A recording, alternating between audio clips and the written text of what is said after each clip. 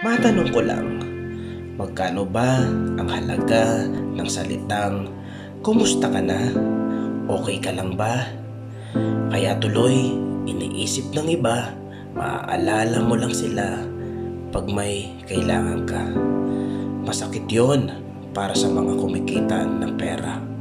Naaalala mo lang sa oras ng sweldo nila. Subukan mo kayang mangumusta nang walang pabor na hihingin sa kanya. Sigurado maninibago siya, pero iba ang saya. Baguhin natin yung iniisip nila, gawin nating libre. Pwede ba? Iparinig mo ito doon sa iba, lalo na doon sa palasa, na ang pangungumusta dahil lang sa kailangan nila at galit pa pag na-delay ang padala. Hindi ito para patamaan ka.